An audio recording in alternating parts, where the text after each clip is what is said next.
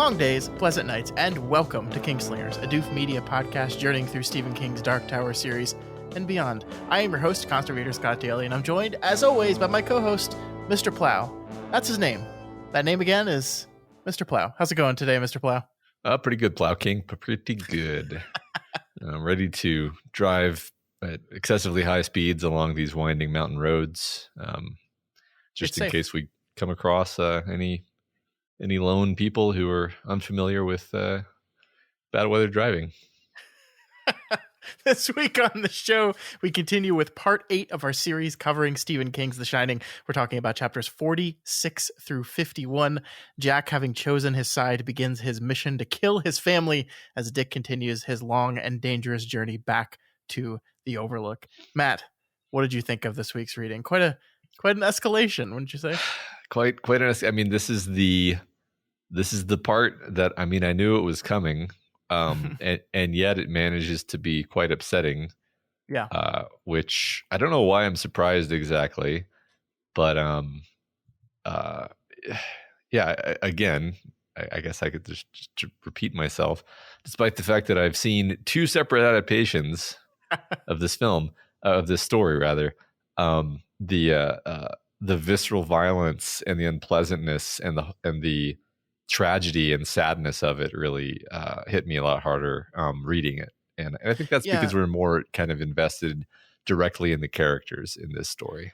I think you're right. I mean, I think Jack specifically, we've been pretty hard on him over the course of these 8 episodes, but we still care deeply about him, and I think that the tragedy of the story is, of course, you want him to succeed and do well, despite the fact that we all know that it's not gonna happen that way. And we care, probably care more for Wendy and Danny than I ever did in the film adaptations as well. That's certainly true. Yeah. So just overall, just on all sides, it's just a lot more harrowing. Yeah. Wendy is an actual character in this story as opposed to the Kubrick film, at least. Yeah. Yeah. All right, let's just jump right into it then. Before we do that, though, we do have a couple of quick announcements. The first one being we have a new episode of Other Levels of the Tower out now, Matt, on our Doof Media Patreon. So if you haven't been to Patreon yet to check out that episode, please do. This month we talked about Stephen King's The Lawnmower Man, sort of. We talked about the movie The Lawnmower Man that's definitely based off a Stephen King short story. Yes, the classic film from my childhood. Yeah. Everyone should go listen to us talk about that because it was actually fun. It's one of those movies that's bad in a fun way. Yeah. And so we had fun talking about it instead of just being like, oh, why did anyone bother to make this? It's actually it's wacky and wild enough that it's fun to talk about. Yeah, I think the worst example of that was our Cell episode where we were just mad at the movie Cell. It is not an episode like that. I don't think we liked this movie very much, but we certainly had fun talking about it. Yeah. The other announcement we had is we have book club coming up this Friday. What is Friday? The 10th? Yes, the 10th of March. We're going to be meeting to discuss Cormac McCarthy's Blood Meridian, a award-winning novel that I'm about halfway through at this point in the week, Matt. I've got a little bit to go, and right. It's been a bit of a slog, but I can't wait to really dive into it with you. Yeah, it's really interesting to me. I know this isn't the venue to talk about this, but it's actually, it goes down pretty smooth in audiobook format. So I kind of feel bad for you having to read the bizarre formatting choices that Cormac McCarthy makes for his text. But anyway, if you're considering, it's such. I will link this back to our topic at hand because I think Stephen King does a lot of McCarthyisms at time in his writing. The thing he doesn't do is abandon syntax for no reason whatsoever, like Mr. McCarthy decides to do, because Cormac McCarthy novels, or at least the 2 I've read, do not use dialogue quotations in them, which is a choice that actually consistently frustrates me. Yeah, I agree. I think it will be fun for us to talk about this on Friday because I totally agree that King is influenced by McCarthy stylistically, narratively, characterologically. So that'll be a fun conversation. Definitely. So don't miss that. You want to check it out on our YouTube page. We're going live at 9:30 p.m. Central Time, and we'll be there for probably a little over an hour, just chatting about this book, chatting with you folks that show up live. So if you haven't made it to a book club, I think this would be a really good one to show up for. So that's Blood Meridian Friday at our YouTube page, 9:30 p.m. Central Time. Okay, Matt, let's get into it. Let's talk about The Shining for the second to last time, actually. All right. We begin this week with chapter 46 titled Wendy. Matt, you'll not be surprised to learn this is a Wendy chapter. Oh. Because her name's in it. Get it?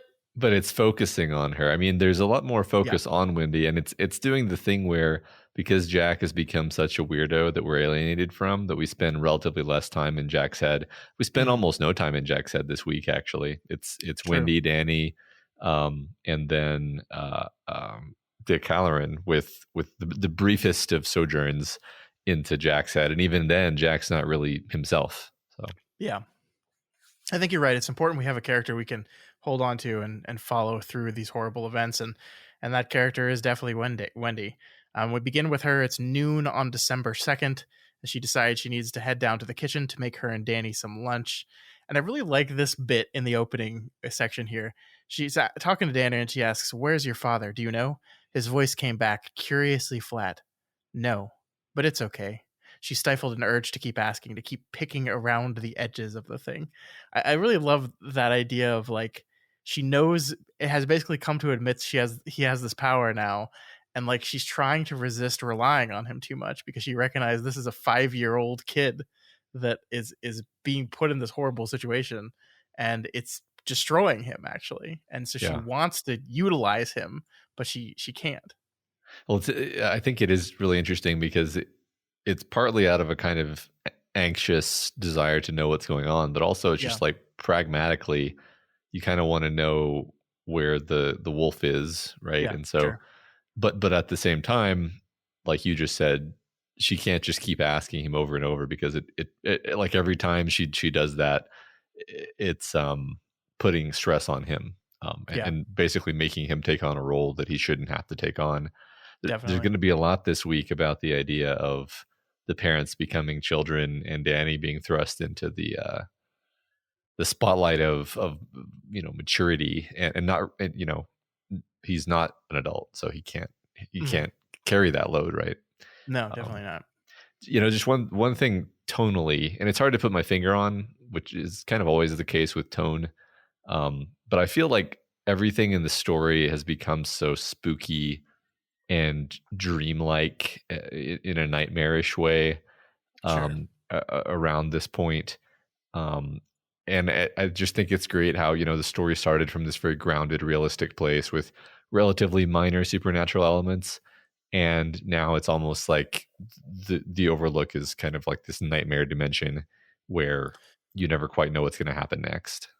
Yeah, I think that is probably best illustrated by this fact that this early chapter reveals to us, which is that those 2 chapters we sat with Jack as he took his first drink and then kind of partied it up with a bunch of ghosts. Danny and Wendy were just sitting in the bedroom listening to all that happen. And it was going kind of back and forth between them just hearing the ramblings of an insane man talking to himself, but that the book puts a wrinkle on that as well, because the thing that Wendy wants to deny is that she heard the people he was talking to as well, that sometimes flittering in and out, I think it describes it as like picking up on a radio signal or something. She heard party noises. She heard people talking back to him.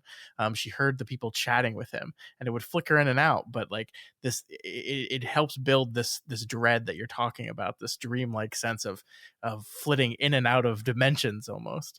Yeah, I totally agree. Yep. Mm-hmm. And then the one thing she says is she hears that Jack's voice sounds a little drunk, and that doesn't make any sense to her because she says there was nothing in the hotel to drink except cooking sherry. Wasn't that right?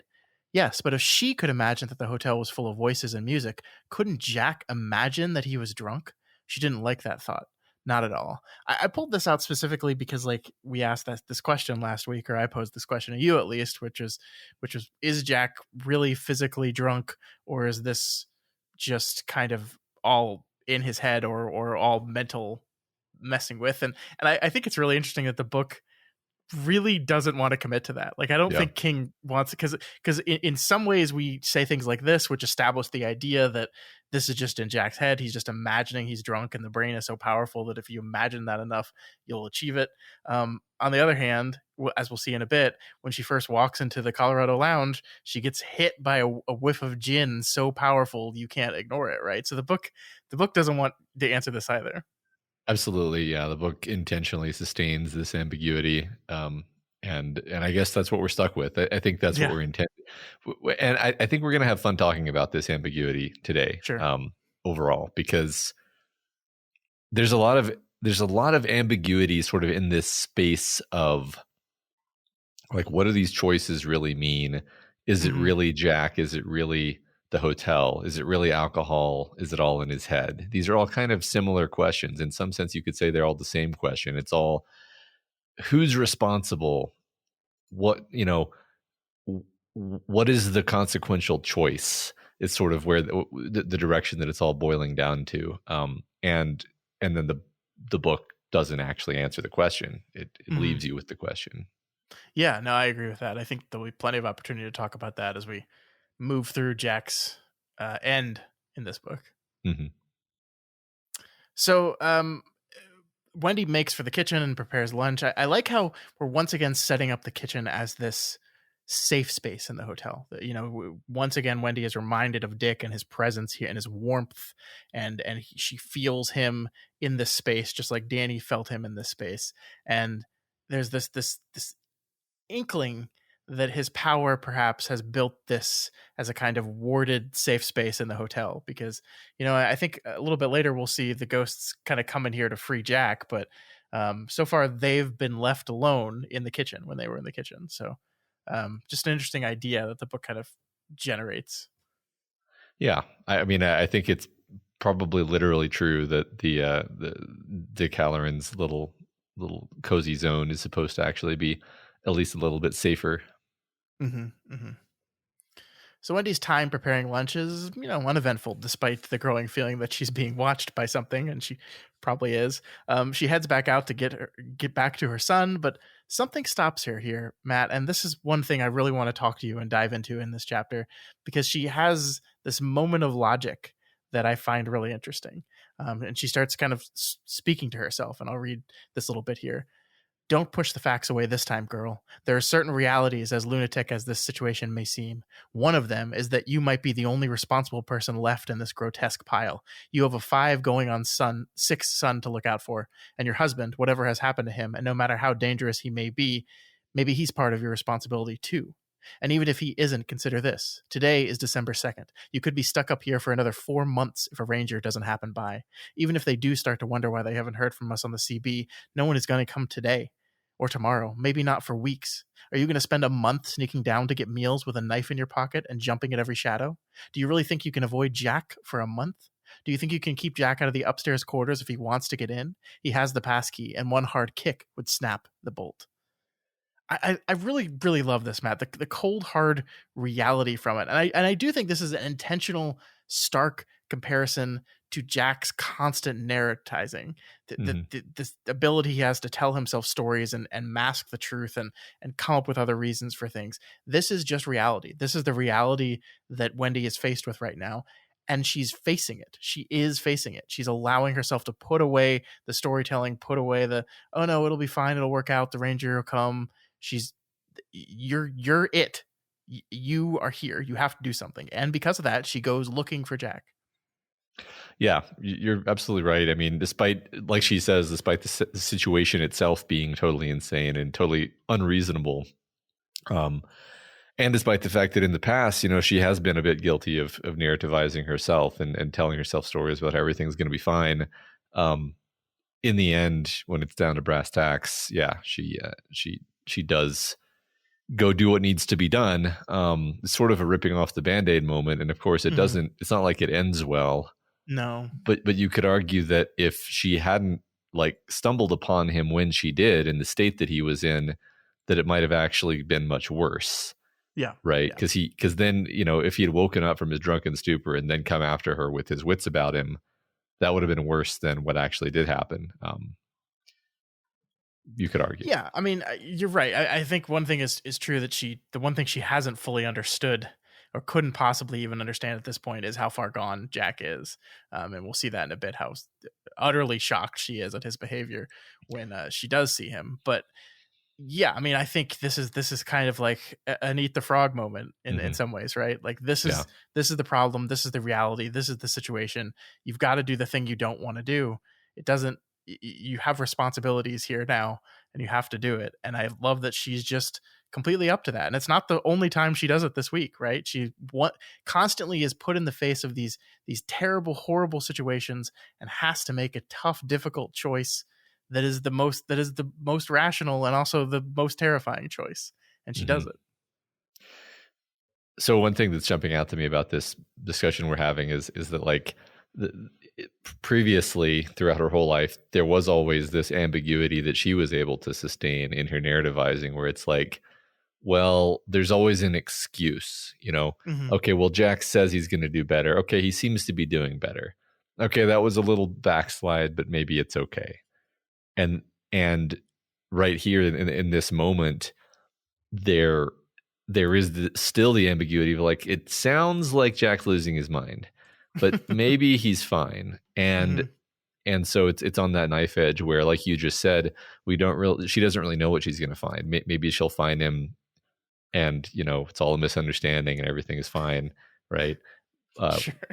But no, it's not. That's not what happens. It's just interesting how the ambiguity of the situation actually plays into, Wendy's whole perception of what is happening, which I think leads directly into her being so shocked, actually. I think you're right. Let's get into that. Because I think there's more to say there, but I want to get to it in the story first. So Wendy walks into the Colorado Lounge, and as we said, she gets a huge whiff of gin, which only serves to deepen our questions as to, is this real alcohol? Where is it coming from? Is it ghost out? We don't know. That there's a whiff of gin here now. She smells gin on him. She smells gin in the bar. She smells stale beer on the taps. Like, this is all seemingly real. So that's I guess they'll remain a mystery for us. Yeah, who knows, right? It's psychic. It's psychic alcohol. Yeah, sure. But speaking of our questions from last week, Wendy finds Jack on the other side of the bar, drunk and unconscious, and she provides an answer to the question, whose fault was this? Because it says, yet she was not angry with him. Looking down at him, she thought he looked like an horribly overtired little boy who had tried to do too much and had fallen asleep in the middle of a living room floor.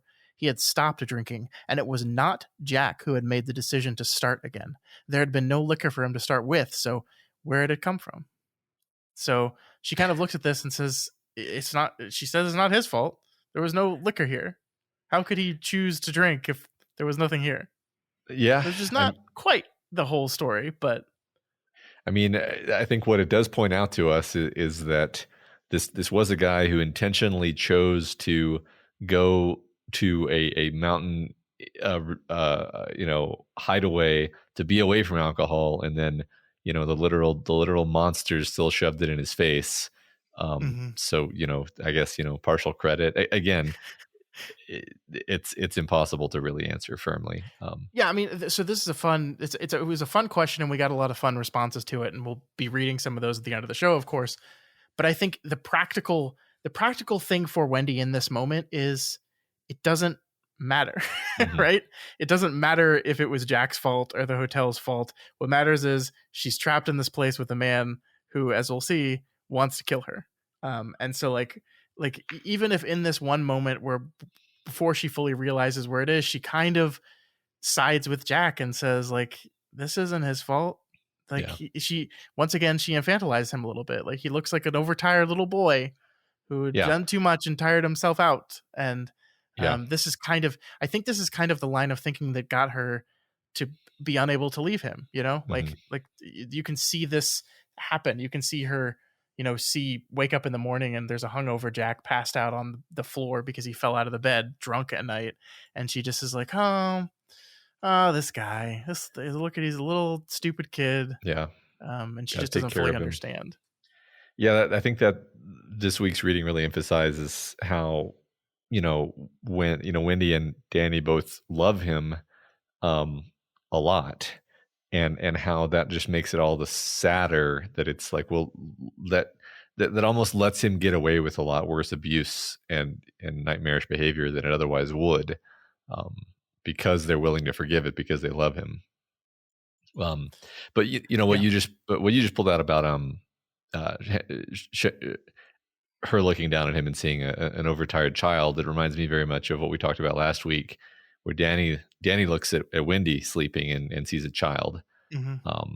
And so we have, both adults have been reduced to children by the stresses of this environment, and textually portrayed that way.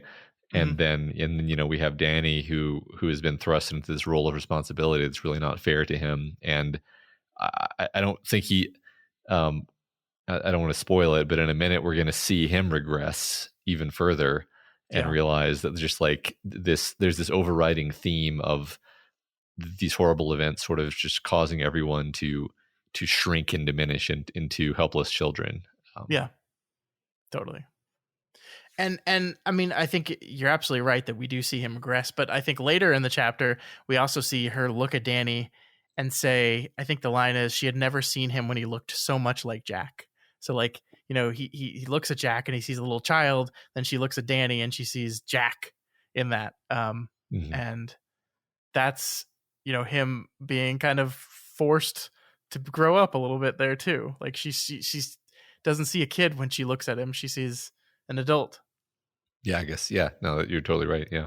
So I think it's both for sure. Yeah, I agree.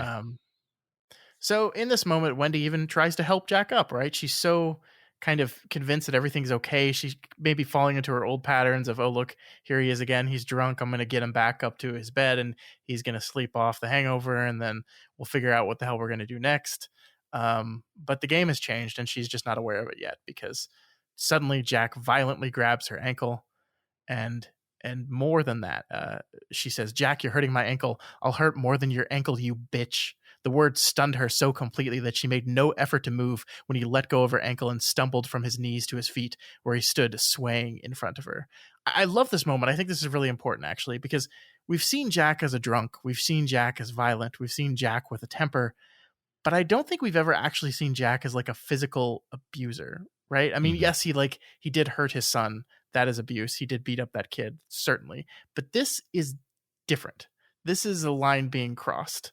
And we see from Wendy's reaction that this is different, right? Like the reaction she has here is to the word. Has Jack ever called his wife a bitch before? Like this? No, the book is telling us. No, he hasn't. This is something new. This is something different. For all the failures that Jack has had throughout his life, I don't think we've ever been told that he's laid a hand to his wife at all. Or raised his voice to her in this kind of way before. I think subconsciously in Jack, to be this would remind him too much of his father. And so even in his worst moments, his lowest moments, he never even got to that point.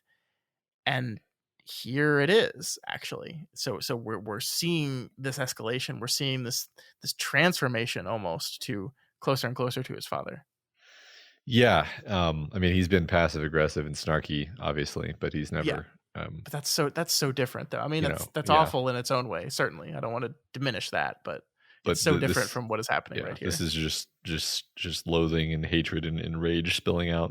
I mean, and I want to talk in a second more about the idea that he's turning into his father, because I don't know if this raises to the level of being like a theory, but I almost want to pose the question as we go through this of is he being possessed by his father in some way? And it's like, well, do you mean that literally, Matt? And I'm like, well, maybe. Let's just keep it in mind as we go forward. Sure. Just about this scene overall, like I almost wish that I didn't have a whole lifetime of films and spoofs of The Shining leading up to this, because in context of the story, this is a horrible lurching shock that Jack suddenly behaves this way. In context of reading this book in 2023 with a lifetime of experience behind me of knowing the story, I'm like, yeah, this part, the part fair. Where they fight, but it's still somewhat shocking because Mhm. these are kind of different characters than the ones from the adaptations, and just seeing the rawness of the moment, crossing that final line, having taken that drink, whether it's a literal or metaphysical drink, it doesn't matter. Mhm. It's Jack transforming into his father, Yeah. Wendy being totally shocked by it. It's still still a horrible moment. It's just, I wonder how it would have landed if I hadn't seen all the adaptations, I guess is all I'll say. No, that's fair. That's certainly fair. And yeah, I mean, I wonder what reading this for the first time would have been like without all that cultural context, because like you probably maybe didn't know you were going to actually escalate to this point in the book, Yeah. and where he's gone full antagonist, Yeah. and it is shocking and horrifying I, for sure. I have a crackpot sort of theory about, like, when things are shocking, culture has to metabolize them, and one of the ways that culture metabolizes extremely shocking things is to spoof them, to remove their sting, to make Sure. them silly. And this is one of the most spoofed things ever, like The Simpsons, several cartoons that my children have watched. Mhm. um I'll just, I can't even think, I can't think of others right now, but I know there are other Shining spoofs out there. And it's like, so like, why is this thing that gets spoofed endlessly? And I think it's because there's something so uncomfortable about it. It's like, it's the same reason why people spoof like horrible violent things from Pulp Fiction or whatever, because it's like, well, because it's shocking and you want to control it, you want to get control over that, Yeah. I don't know, this is probably crazy in some sense, but it's um There's a it, logic to it. I it see it what you mean. it is definitely just a naturally extremely unpleasant, shocking narrative moment. Yes. Yeah.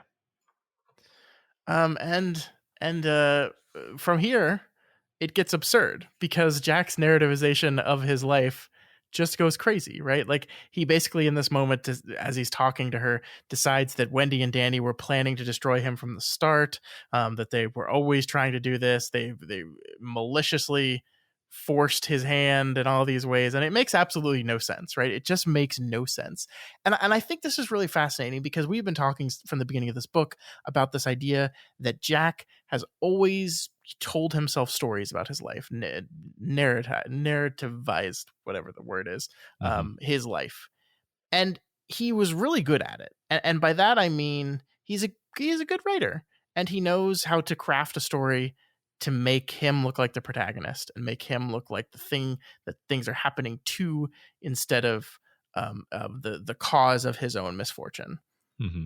And it's really fascinating here that at the end, that's kind of out the window, because it's just not even a well-crafted narrative anymore that he's Uh-huh. telling himself now. Like Jack has always told himself stories, but the Overlook has basically turned him into a hack. It's turned him into a shitty writer, actually. I love that. Yeah, you're right. It doesn't make sense to us as the readers anymore, because it doesn't have to. It doesn't matter. Yeah, Um, yeah. yeah. Yeah, because one of the things he's saying here is, "You turned my son against me. That was the worst." His face sagged into lines of self-pity. "My little boy, now he hates me too." And like, he doesn't, though. Like he doesn't. Like I think Danny's opinions toward his father are rather complicated, and trying to choke his mother to death, I think, is going to add to that complication. But at this moment, in this moment, Danny has not turned against his father. Danny Yeah. still deeply loves his father, and that's what's destroying him, actually, is the realization that his father, the person he loves the most in the world, is going to become this monster that's chasing him through the hallways. Right. Yeah, I mean, what we're seeing is more of this blurring of lines between Danny and Jack and Jack's father. Um, you know, in a sense, again, I'm going to go back and say, this person standing here being possessed by, Mark Anthony Torrance. There's that Tony. Um, you could note that he doesn't say Danny. What you just read. You turn my son against me, my little boy. Now he hates me. He never says the name Danny. He says my son, my little boy. So yeah, could be that this is Mark Torrance referring to his son Jack, who does hate him now, who was turned Mhm. against him by his shrew of a wife in his own eyes, right? So, Mhm. again, it's like I don't know how far I want to push this like bizarre theory that Jack is being possessed by his father, but like I do think the text has intentionally eroded the lines between Jack and his father and his son in pursuit of this notion of like generational trauma being passed down, Sure, sure. and this generational poison basically of this attitude, which we've sort of marked as being pride basically in the Mhm. past. But I don't know. Do you think I'm like it seemed that the fact that he doesn't actually say the name Danny sounds really telling to me in a certain way. Do you think I'm on anything here at all? Yeah, I mean, I don't know. I don't know if it's as like literal as you're making it out to be. I mean, I like it. I certainly do, and I don't think there's anything specifically that contradicts it. But I mean, I love the idea that even if it's not literally happening that way, Jack hates his father, right? And Jack hates his father for many many reasons. Most of which is the fact that Jack's father beat the shit out of his mother and treated all the kids like crap and was generally a horrible person, and Mhm. that caused him to switch from this deep deep love of this man to hatred. And it's interesting that he hasn't actually gone that far yet in his life, but he's already like deciding that his son feels the same way. And I think Yeah. he's like recognizing that he's made the choices already. He hasn't done the deeds, but he's made the choices.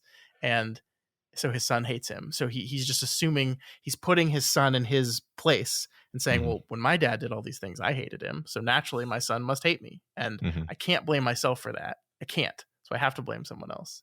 Yeah.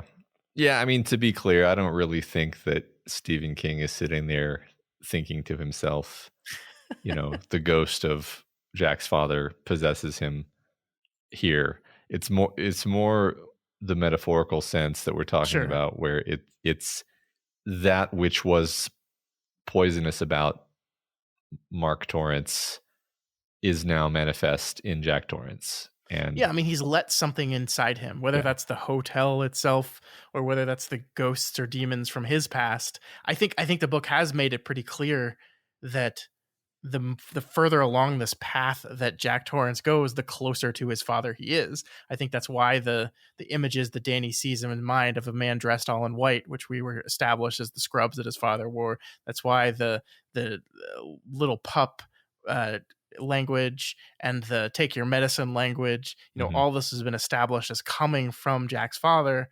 And here we are. This is all happening now. So he's transitioning into his father, whether it's literally or just this is the way he's choosing to manifest in his possession. I don't know, but it is certainly there, and I think it does establish exactly what you're talking about, the generational trauma, the transformative kind of nature of this generational trauma, that as he decides to go down a similar road that his father did, he's literally becoming him. Hmm. And I'll just say this novel is pretty vague about what a ghost actually is. Yeah. Like, what, like, are the people at the party ghosts, or are they just projections of the hotel? Hmm.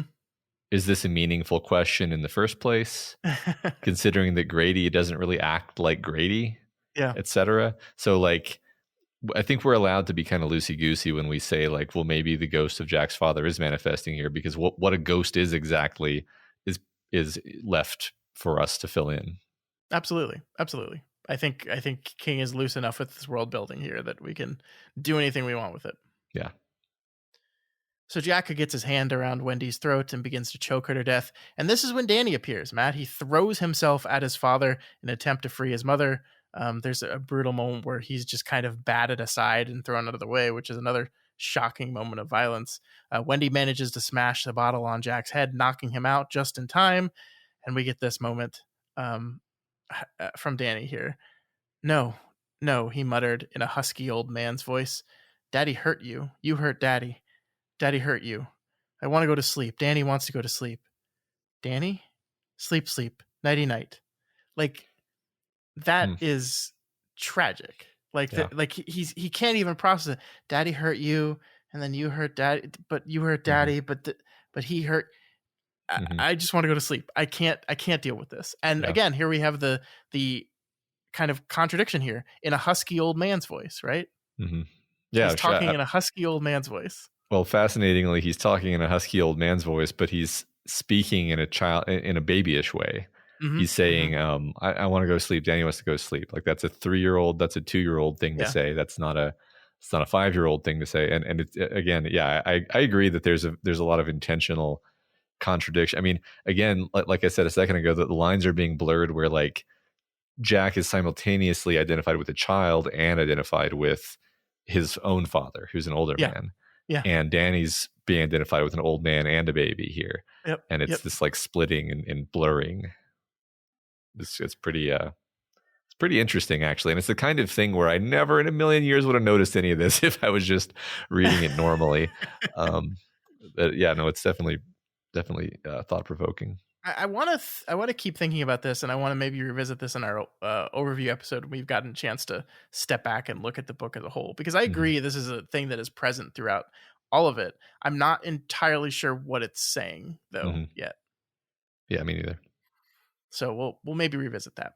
Okay. So Wendy here says out loud the thing we've kind of known since last week. She says the Overlook has gotten into your daddy, as we've been talking about, kind of a possession of sorts. I love how even in this moment, Wendy is trying to make it clear that the man they know, Danny's father, would never do this, right? Would never behave like this. Like this kind of, even in this moment, as she was almost just choked to death by the man, trying to shield her son from the realization that his father is the one doing these things. It's pretty like, it's heartbreaking. Like I understand the desire to do that, right? To shield him, to protect him from the hard truths of the world. But man, yeah, it again, yeah, it emphasizes how it's a lot sadder because it's this man that they love, obviously, right? If it was just like some crazy man, there'd be no real pathos. It's just a horror scene, right? But it's their husband and father in the situation. It's much sadder, obviously. Yeah. So Wendy decides that they have to lock him in the pantry while they wait out the storm for help that we at least know is coming. They don't really know if Dick is on. They know Dick is on the way, or they think Dick is on the way. We know he actually is. This would be a really good plan, Matt. Actually, I really like her sound thinking here. There's food in the pantry. He can wait it out for a while. Of course, she forgot that there's stupid ghosts in this stupid hotel that can apparently open doors, just like velociraptors. Just like velociraptors. I do really like this part where Jack begins to wake as they drag him into the pantry. And we get this part here. Jack's eyes had fluttered open again, and this time Daddy was looking directly at him, his gaze strangely fat and speculative. You copied it, Daddy told him. I know you did, but it's here somewhere, and I'll find it. That, I promise you, I'll find it. His words slurred off again. Matt, what's he talking about here? Well, it's his play, right? Isn't it the play? It could be. I thought the ending of the play was the old man accusing the young student of copying, and now Jack is embodying the old man and talking to his son as if he's the young student who he murdered. Good. Good. Yeah. I thought when you said it, the play, you meant like literally copying the play. I was like, no, it's not. Yes, that is the ending of the play. He is externalizing his play onto his son now, right? Which is great because the dude kills the kid. Yeah, exactly. Yeah. So they get Jack locked in just on time, and he slams against the door, demanding to be let out. There's this really interesting moment here, Matt, to, I think, once again reinforce this idea that Danny still very much does love his father, where he demands that Danny undo the bolt and release him from the pantry. And we see that unthinkingly, Danny almost just does so. He's being commanded by his father, who he loves and respects, and he just almost does it. And I think it once again showing the power of this father-son relationship, and that Jack is wrong, that Danny still does love him despite everything. Yeah, right. Once again, just there's this infinite reservoir of forgiveness and love that is being manipulated and taken advantage of by this, by this evil hotel and being abused and taken for granted by Jack. You could say either or both of those things are true. Yeah, I mean, I think one of the big things this book is doing is the power of the father son relationship, the child parent relationship, the immense power and importance that there is in these relationships. Like we see again and again and again throughout the book so far that the only thing that was able to snap Jack out of his selfishness, his trance, what have you, is Danny, is his relationship with Danny. Like, Hmm. and of course, it's ultimately unsuccessful. It is not enough to get him away from this path, but it is the only thing that even begins to push against this force that is working its way through him.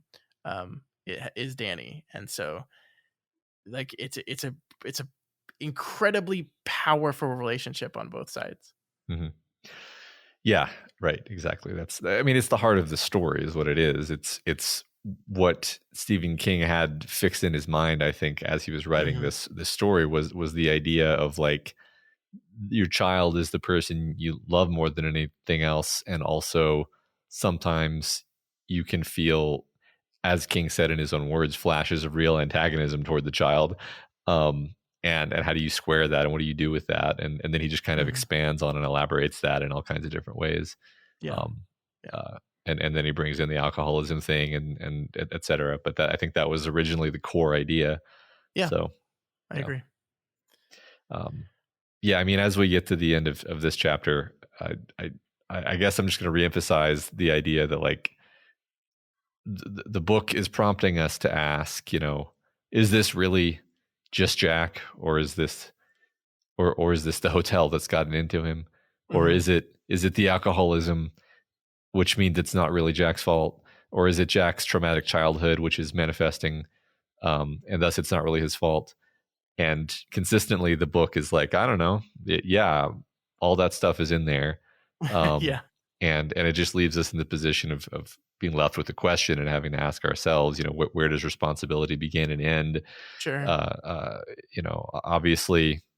Obviously, yes, it's Jack's responsibility. Who else could be responsible? On the other hand, well, he has this monkey on his back, and he had this terrible upbringing, and you've got a demon hotel here. So I don't know. It's just there's a lot of it's more actually than just like, um, is it the hotel or is it Jack? It's a variety of sort of confounders that are being thrown into the picture Yeah. to make us continue to question culpability in the situation.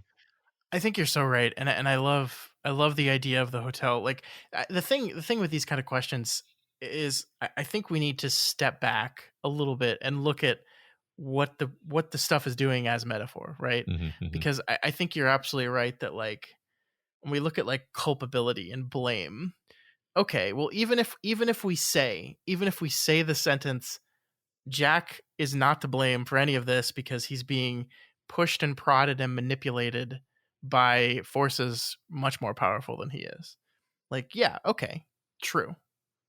But what is the book saying with that? Right? Like, Hmm. is the goal of the book saying, sometimes yeah, alcoholics can't be held responsible for their actions because they have this disease inside them? No, of course not. The hotel is the pressures of addiction, of trauma, of rage, of all these things, trying to, and those things weaseling their way into the mind of a person, of a human being. And these are things that many many many people struggle with. Maybe not these exact things, but there are things that we are all struggling with. That this the more I've been thinking about, this phrase, this inhuman place makes human monsters, the more I think it's talking about the world. Hmm. The Hmm. universe, that this world we live in is incredibly cruel and inhuman at times, and it makes people into monsters. It does. And it ultimately, who is to blame and who is responsible for those things don't really matter, because yeah, the obvious answer is of course Jack's to blame. He's the one doing the thing. He just almost choked his wife to death. He's gonna break his wife's rib with a hammer in the next chapter. Yeah, bad, Jack bad, right? Hmm. And it's just a story about how these things that are inside us and outside us, how they can creep in and how we can let them in at Hmm. times. Yeah. And maybe once they've been let in, the culpability ends, but ultimately you still do the actions one way or the other. Yeah. So one thing I really like that, really like your line of thought here, and the way you framed it as, what is it doing on the level of metaphor? Because Mm-hmm. if you really step back from the story and you think about it from like a character construction point of view, Jack's character construction has at the heart this pridefulness, Mm-hmm. this ego, and that actually has nothing to do directly, causally with the abuse that he received or with the alcoholism. It's just a character flaw that this man Mm-hmm. has. He would have this character flaw even if his life situation were different. And what is the back door that the hotel uses to goad him into doing these things? It's kind of alcohol, but it's also the pride. Mm-hmm. It's also this ego that he has, that where he's so thin-skinned that he can be riled up into these flights of violence by just kind of poking and prodding him over his pride. And so Yeah. I bring that up really just to say, counterfactually, you can imagine a version of The Shining where Jack Torrance doesn't have this flaw, where he literally is just like an alcoholic in the clinical sense. Right. But that's not what we got, right? We got a guy who he's an asshole even without the alcoholism. Yeah, he has he has anger issues like that. Mhm. Again, to go all the way back to what we said at the very beginning, the point of him beating up this student at school while completely sober was Mhm. to establish this idea that Jack is an inherently violent person, and Mhm. it is not alcohol that is to blame for his violence. Yeah.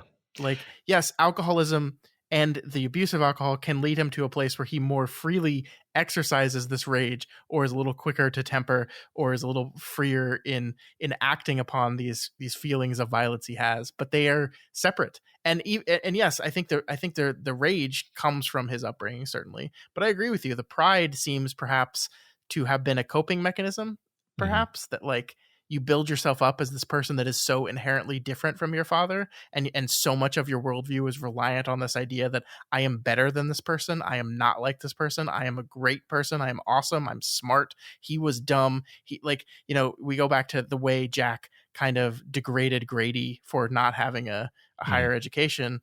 He seems to feel the same about his dad, although his dad was a nurse, so he was at least partial. You have to go through quite a bit of schooling to be a nurse. But that the way he kind of frames his father as like a blue collar, lower class type person, and so a lot of this image of himself is predicated on this idea that I am not my father, and so he can't face the failings that he has inside him that are from his dad, whether Yeah. nature or nurture, the like both. It's all connected, but I agree with you broadly that like it ultimately, the idea of fault is irrelevant. Mhm. Yeah, I guess I mainly brought up the pride thing because it seems to me like that's the kind of thing that a person should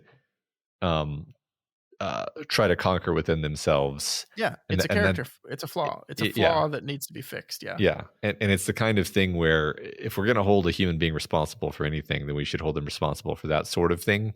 Sure. Um, otherwise, we might as well dissolve the concept of responsibility entirely and just say it's all just your circumstances, and Yeah. Which is an option, obviously, but it's kind of like a boring option. Yeah. I mean, like, you get me really drunk. What do? I just get really goofy. That's what happens when you get me really drunk. I just get really goofy. I don't think you could get me drunk and convince me to kill my family. I don't think that would work on me. So Yeah, there is something I've tried unique it with and you. different to Jack here. Yeah, no, it was I agree. There's anyway, that's it, it's just really interesting how kind of like, again, considering how many adaptations of this I've consumed, you'd think I would already get this, but just like the layering and complexity of Jack Torrance's character is, I think, beyond like most of the other King novels. Really, like, I'm really quite impressed by it, honestly. Well, I mean, the thing is, Matt, one adaptation is not really interested in the complexity of Jack Torrance. That's not the type of story it's telling, and the other adaptation is bad. It's bad. So Okay. that's probably why. Fair enough. All right, we move on to chapter 47, a really quick chapter where we just briefly jump into Danny's point of view in the aftermath of what just happened with his mom. I really like this part right here, because as much as we've been talking up Danny as this person that's striving to handle the stuff, this is really interesting, because it says Mommy's face was pale and there were horrible brownish bruises on her neck where Daddy had tried to. He turned the model over and over in his hands, Daddy's prize for having learned his reading lessons, where Daddy had tried to hug her too tight. So I think this is a Jack moment for Danny, right? Like, he's sitting here trying to understand what just happened, and he's holding the car that his daddy gave him when he did so good, his daddy that he loves very much, and he decides to recontextualize what his dad just did to his mom as just a too tight of a love hug. And that's a little disturbing, right? It's very disturbing. I mean, basically, Danny was just experienced a moment of trauma that he essentially dissociated during. It was so bad. Yeah. And now he is immediately adopting Jack's father's tendencies. Yeah. Just immediately manifesting that. And you see, you kind of see the narrative, like you see where it came from. Like, oh, okay, that's probably what happened to Jack. That's probably what happened to Jack's father, for that matter. Yeah. No, it's and Danny has formerly had this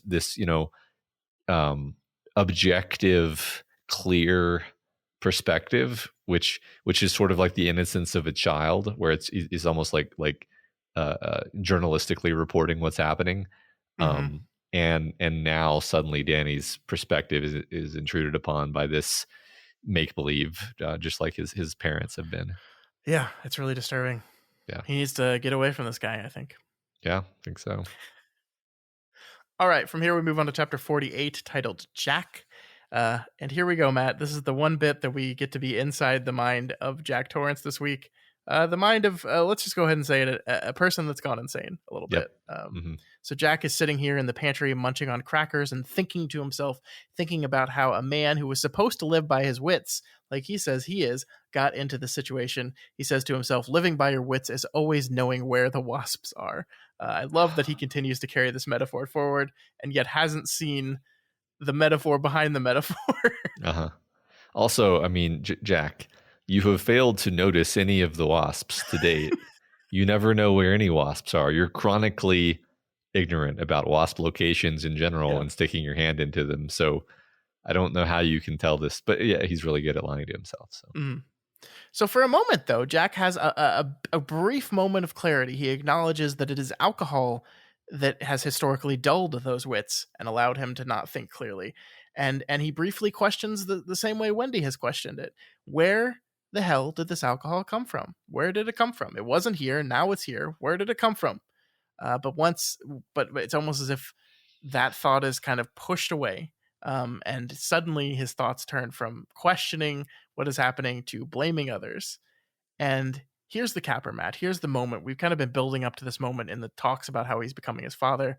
But the moment here we see where that all becomes painfully clear, and where you realize that Jack is just truly fucked, is when he says he could begin to sympathize with his father. Which is just, you read that line and you're just like, what the fuck? Yeah. What the fuck? And like he's basically recrafting the entire story of his childhood, right? Like, the advantage of this is that King gave us time to see what his childhood was like. We saw what it was like. We saw the terror of it. We saw the genuine love and how that genuine love was abused and ripped out of him and left empty. And now he's like, well, actually, my dad was just a overworked, underappreciative father, getting constantly disrespected by a shitty, sharp-tongued wife. And actually, when he beat the shit out of her that night, he was just pretending to be drunk. He actually had all his wits around him and caught some sly disrespect that she sent his way, and had to make example of her. That's the way it happened. Yeah. It's very disturbing, right? I mean, it's disturbing. It's sad. I mean, I guess what's most disturbing about it is it's sort of believable that a person could tie themselves into this level of knots, put under so much pressure where it's like now he has to choose to see his father as the hero in this story, Yeah. even though he knows deep in his bones that he's not, in order And to there's justify no his own choices. and there's no moment where he questions it either. There's no moment where Mhm. he like even says, "Hey, wait a minute, hold Mhm. on, this doesn't." He's fully committed to the bit in this moment. Yeah, you're right. So we do get another a novel reference in this, and I like to, whenever we have a Stephen King referencing something moment, I like to pull it out and talk about it a little bit, because it says here, for Jack's father, it must have been more like the fate of McTeague, the dentist, at the end of Frank Norris's great novel, handcuffed to a dead man in the wastelands. So I had never read this novel, Matt. I don't know if you had. No, I had not even heard of it, although I did briefly look it up for the discussion. Yeah. So basically, the story of this is a man named McTeague who is, as it says, is a dentist. He has a best friend named Marcus who has a cousin named Trina. McTeague falls in love with Trina and basically steals her from his friend, who was, I guess, going to marry his cousin. You know, the 1800s were a different time, Matt. Yes, they were. But she wins the lottery. She wins $5,000, which in that time was a huge amount of money. And there's a lot of jealousy and anger over this. Basically the end of the story is McTeague murders his wife, steals the money, and then runs away. And then his friend Marcus follows him. They fight in the middle of the desert, and as McTeague wins, but as Marcus dies, he handcuffs himself to McTeague so that McTeague has to drive around the corpse of his friend. It's really interesting because this is obviously like a big metaphor for how your sins like attach themselves to you, right? Like the McTeague is this man who is like incredibly selfish, and this story is filled with incredibly selfish people. Like every single one of these characters is incredibly selfish and incredibly greedy, and they react terribly to their greed. And so you are handcuffed to your sin. You have to drag your sin around behind you for forever. And Jack in this moment takes that metaphor and makes it about how he was actually handcuffed to a useless, no good wife, actually, that was traveling through life handcuffed to this. And it's like, no, you've completely misrepresented what the book means, and I know you know better, Jack, because you fucking taught people this shit. Like, it's just so, once again, just King brilliantly using these things. And I think the thing I like about this is, again, when we talk about King references, I don't think you have to read McTeague for you to get that this sounds like bullshit, actually. Yeah, I mean, I think the main way in which it strikes you as bullshit as just a reader of this book is that you're like, you think Wendy is dragging you down? Yeah. Like you're the one who's dragging your family down, obviously. Like Wendy is heroically trying to just take care of herself, take care of her son, even take care of you while you're being self-destructive. I do have to comment, though, that apparently McTeague never saw Gerald's game. Oh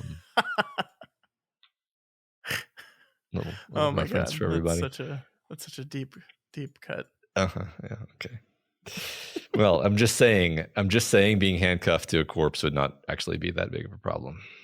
No, you just drag it around. It's like it's a metaphor or something. You just pull really hard. You just deglove yourself, man. It's easy. I mean, you just deglove the corpse. Let's just look, this is a Stephen King podcast. You can just break the person's arm off. I don't care. It's not that big a deal, McTeague. Just deal with it. Jesus, stop complaining. Thanks, Matt. I think there's our review of McTeague is Jesus, stop complaining. Yeah. You get handcuffed to a corpse in the desert. If you're going to let that stand in your way, then I think maybe you have bigger problems. Mm-hmm. I reluctantly agree. I want to talk about this part a bit too, because I think this is the funniest line in the chapter for me. He wasn't going to be able to reason with her. He could see that now. He had tried to reason with her in the Colorado lounge, and she had refused to listen, had hit him over the head with a bottle for his pains. That's That's not how that Uh-huh. scene went. It, Yeah. I vaguely remember you standing up and immediately beginning to choke her to death. Hmm. Is that reasoning with her? Yeah. I mean, this is more of the kind of thing that makes me feel like Jack is. I'm just going to say the word possessed again because whatever, it's close enough. Where like this is the kind of thinking that you would expect to come from his father, not from Jack. And Or it's, I or mean, yeah, sorry, go ahead. I was just gonna say like, or it could be like not Jack's father per se, but like the hotel's simulacrum thereof. Mhm. Projecting its vision of Jack's father into Jack's mind, something like Fair. that. Yeah. Yeah, no, I think I know what you mean. I, I guess the thing that's shocking to me, and I agree with you that this is so unlike Jack, and the one reason for me is like, I think Jack is a really good bullshitter, and he's very good, as we said, of crafting a story. But I think Jack's stories have always like had one foot in the truth, Hmm. but it twisted it and bended it a little bit. Um, and he's rarely just outright manufactured things. This here is just a lie. It's just in its barest, simplest form. It is not a manipulation. It is not a taking a different view of the events to try to make yourself look better. It's just a lie. Hmm. This did not happen. It just didn't, and that feels different. Yeah. Yeah, I agree. It feels more. That's why I think I'm saying it feels telepathic because it's Yeah. like it's nonsense is what it is. Mhm. It's not even pretending to truth and accuracy. I think metaphorically when he took that drink in the Colorado lounge, he gave gave up control of his mind, and so the hotel can we're just seeing this window into his mind where it's like this is just a fun house now. Nothing makes sense. Mhm. It's just whatever. It's Yeah. just totally manipulating him. Yeah. And it is about this time that our boy Grady appears to chat with Jack once again. He chastises Jack for failing and manipulates him into agreeing to promise to kill Wendy and, quote, bring them Danny. Which, let's talk about that for a minute, Matt. We've discussed this idea, and the book has mentioned it several times, that Danny is a sort of battery who is inadvertently powering the Overlook with his shining. So the question here is, what what exactly does the hotel want from Danny? What does it mean to bring him to the hotel? Like does it just want to kill him and then his spirit or force or power would be trapped in the hotel and continue to power it? What does that mean? Because I think the book's been kind of vague on this, and I'm wondering what your opinion is. It's a really good question. I hadn't thought much about it. I mean, I think if it was just a matter of Danny like dying on the hotel premises, the hotel could have managed that some other way. Could have, Sure. dropped something on him or whatever magically. Um, but like I think I do think that maybe the hotel kind of needs a specific kind of nightmare scenario to play out where, loved one kills loved one, or just something really horrific that needs to happen in a particularly horrific way. Because when you think about like the ghosts, the woman in the bathtub, the suicide, the I forget the name of the mobster, but murder. These are Hmm. all gruesome, violent deaths, not just like none of these ghosts seem to have peacefully died in their sleep, at least as far as we know. Yeah, Um, but ultimately human deaths. You're right. This is yeah. suicide, murder, Yes. betrayal. Yes. Yeah. Probably associated with strong negative emotions of Hmm. fear and desolation. So that's what I figure the hotel wants Yeah. from the situation. I mean, it is true that the idea that the hotel would need Jack to be the one to carry out this stuff seems contradictory to what we've been told. I mean, like Hmm. in this week's reading itself, we have Dick Halloran being torn apart by a hedge lion, right? Right. Like, so these things are capable of hurting, of doing damage, of existing. Like that has been reinforced again and again throughout this book. Danny got choked around his neck by with the woman in the bathtub. Like they can hurt Hmm. real people. They don't Yeah. need a human to do damage to humans, like physically. And yet it wants it that way. It seems to specifically want it Jack has to be the one to kill Wendy. Jack has to be the one to get Danny. And so I think you're on to something there for sure. Yeah, and I think it also feeds on his fear because, like you said, the woman in the bathroom choked him but let him go. The hedge animals chased him but let him go. In both cases, I feel like the hotel could have killed him there if it had wanted to, but instead it just wants to terrify him. So yeah, something in that vicinity. Yeah, I like that. So promise made, Grady unlocks the door and disappears. And waiting for Jack on the chopping block is a fifth of vodka, some olives, and a Roque mallet. And here we go, Matt. We've reached the end. Yeah, we reached this part. Yeah. I don't know if this is supposed to be funny, but I just find it funny that the hotel has gotten so lazy that it won't even make him a martini. It's just, here's some vodka and some olives, make your own damn martini. I hadn't thought about it that way, but I really like that actually. It's like, we're not serving you anymore. Uh-huh. We'll give you the tools to your own destruction, but that's all we're going to do. We're not going to serve it up for you. Like the whole of the ghosts of the Overlook are not going to surround you and encourage you and talk you up anymore. Here you go. Here's your tools, your hammer and your vodka. Go. Yeah, I like that framing a lot because it's like there's not all this pressure for him to drink. It's just like, yep, there's the vodka. You're going to drink it because we already have you. You've already crossed the line. Yep. You're just the dog that you were afraid you were becoming that is frantically trying to win the pleasure of its master. Yeah. Love it. Yeah. All right, so we move to chapter 49, Halloran going up country. This is, of course, a Dick Halloran chapter as he struggles to drive through the worsening conditions on Colorado's roads. Man, I know you're a Colorado resident. I live in Texas, and this scared the shit out of me.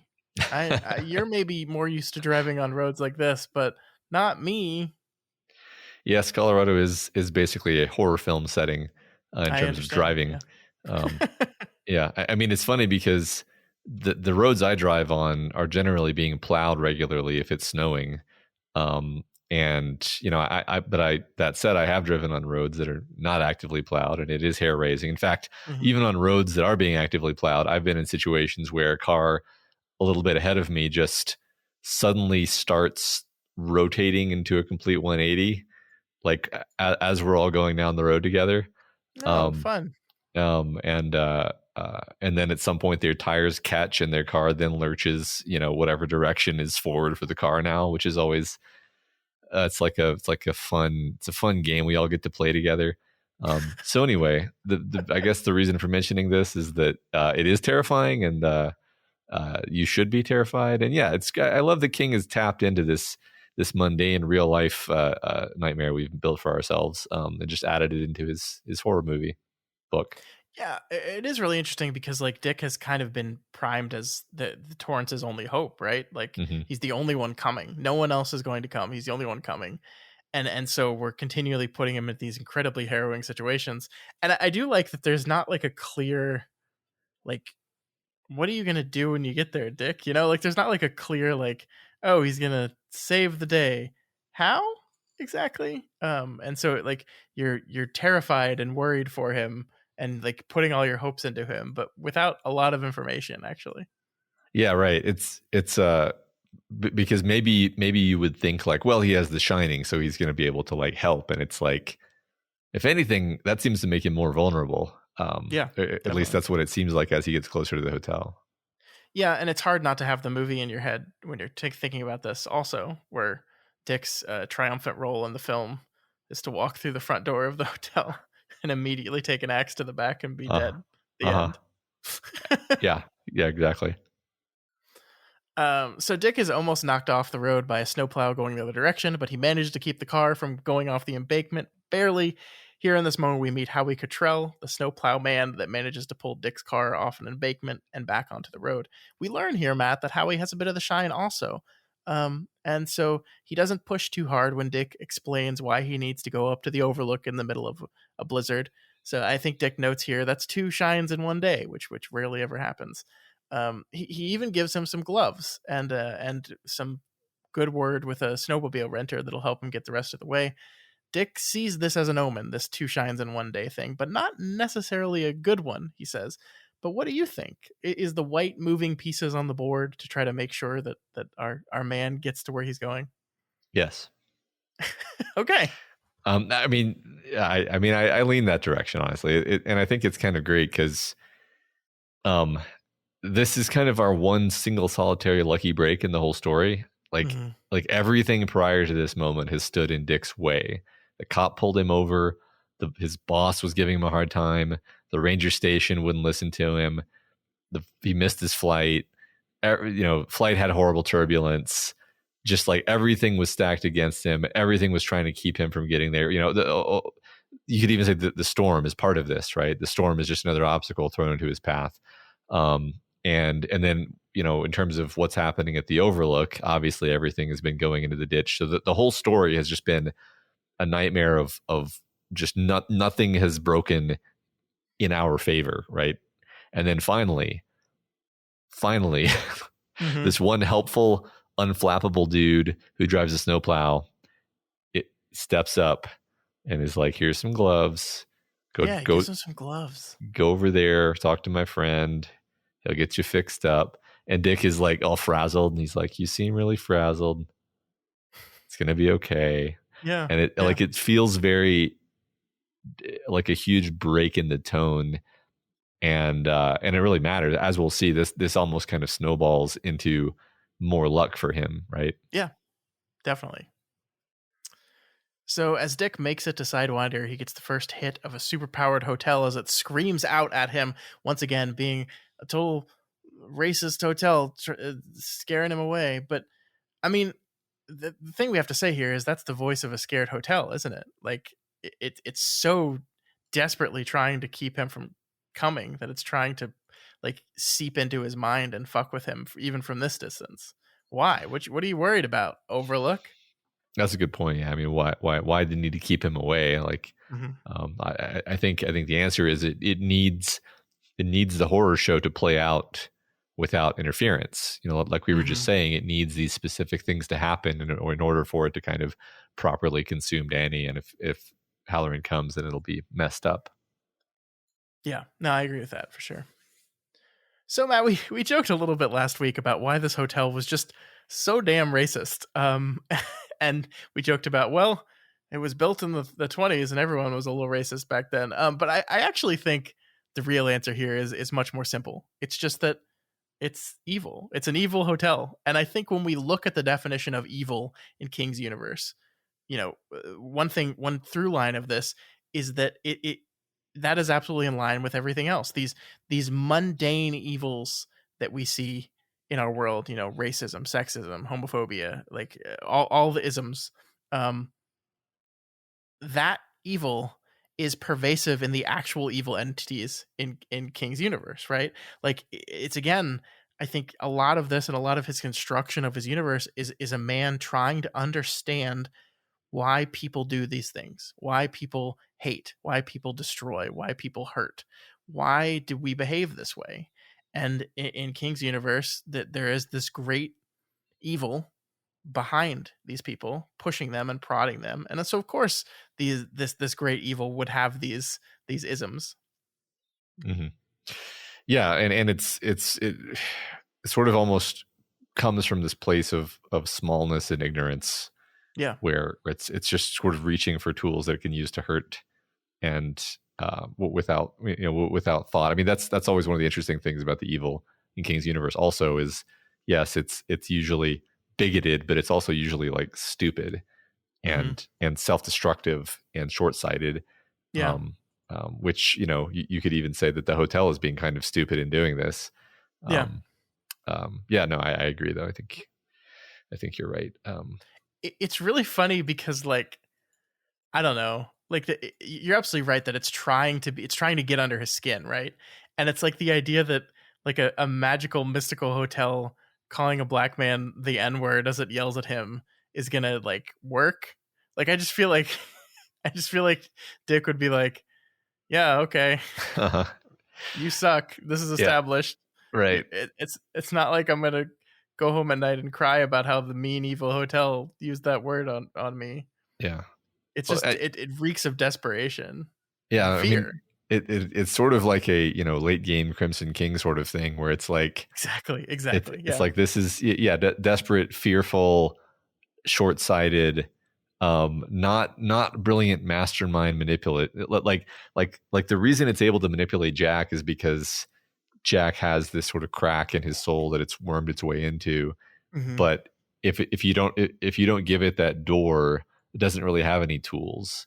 All it has are these really blunt, obvious tools that somebody like Dick just wouldn't fall for. Yeah, no, I agree. So the chapter ends as Dick makes his last few miles up to Sidewinder. We'll be back with him again before we're done for the week. But for now, let's move over to chapter 50, Red Rum. Oh no, that's not good. I recognize that.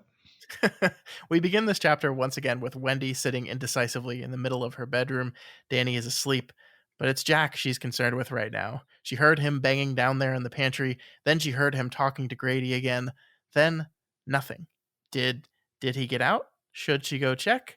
And this is again, the through line of this week's episode, I think, is once again Wendy decides she needs to do something that practically she needs to know if Jack has gotten out, and she just goes and checks, and she chooses to act. She chooses to go do something. And once again, it's good that she did, because if she hadn't, then he would have just had free range to sneak up on her. So Yep. Yeah. I like the writing here. It was Jack she had begun to worry about. She grimaced with sudden pain, took her hand away from her mouth, and saw she had torn off one of her fingernails. And her nail was one thing she always tried to keep nice. They weren't long enough to be called hooks, but still nicely shaped. And what are you worrying about your fingernails for? She laughed a little, but it was a shaky sound without amusement. I love this because it shows how actually scared she is, and the detail of her ripping her fingernail off a little bit, and blood comes out of that fingernail. It's just really great imagery in this moment. Yeah, like that. You got to be pretty severely scared to rip your fingernail off. I don't think I've ever done that before. But yeah, I mean, and it's a great moment, like you say, because one of the great cardinal rules of creating empathy in storytelling, or using empathy in storytelling is if you want a character to come off as incredibly brave and admirable, well, they need to be terrified and falling apart, but still doing what needs to be done, and struggling despite their fear and terror. And that's, of course, what Wendy is doing. Yeah, I agree. I really love this moment where she feels watched and whirls around to see a face in the window. And just the description of this writing here.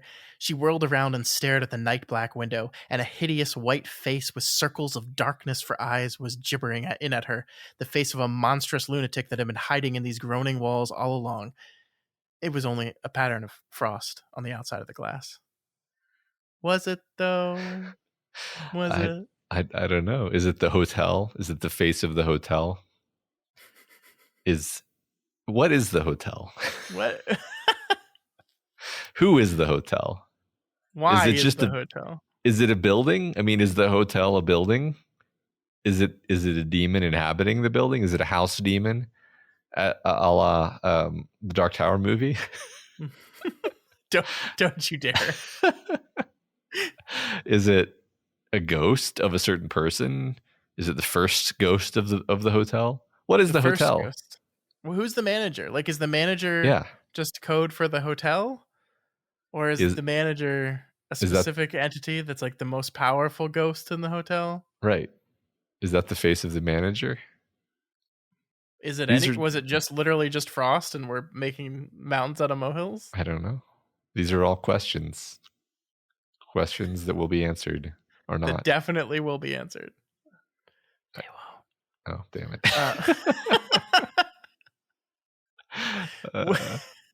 Wendy resolves to go check on Jack and leaves Danny and heads down the stairs.